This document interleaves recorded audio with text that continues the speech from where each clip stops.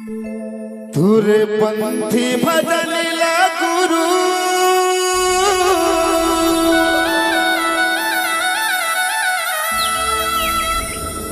मैं गा के सुनाते हो।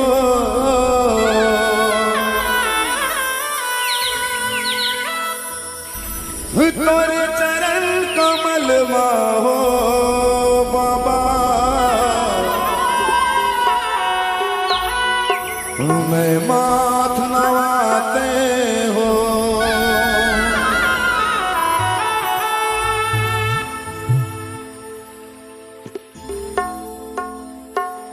तुरे पंथी भजन ला गुरु मैं गाने सुनाते हो। तुरे पंथी भजन ला बाबा मैं गाने सुनाते हो। तोरे चरण कमल हो बाबा मैं माथ नवाते हो।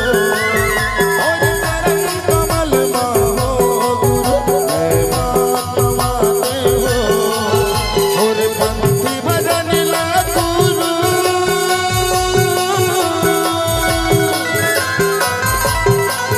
तोरे पंथी भजन ला बाबा मैं गा के सुनाती हो। तोरे चरण कमल हो बाबा मैं माथ नवाते हो।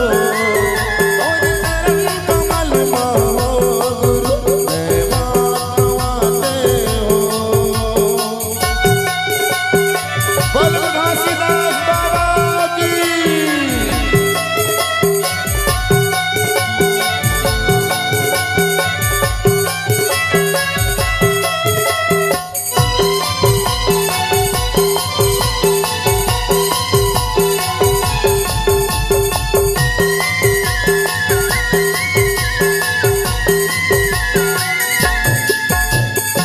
माटी के काया भटक बाबा भजत तोरे दर्शन लगा।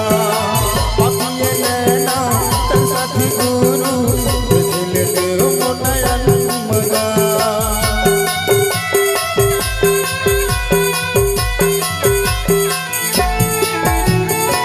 माटी के काया भटक बाबा भजत तोरे दर्शन लगा।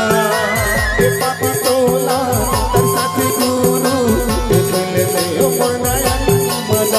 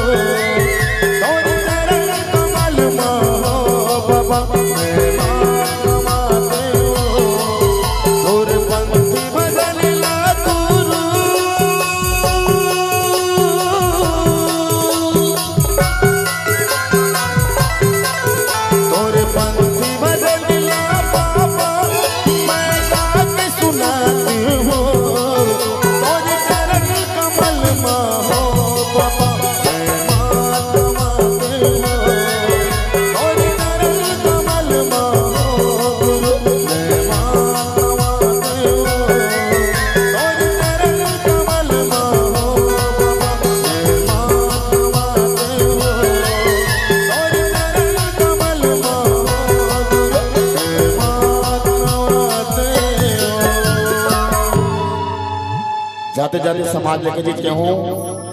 आज गुरु पर्व सबला हार्दिक हार्दिक बधाई है, सबला शुभकामनाएं। और हम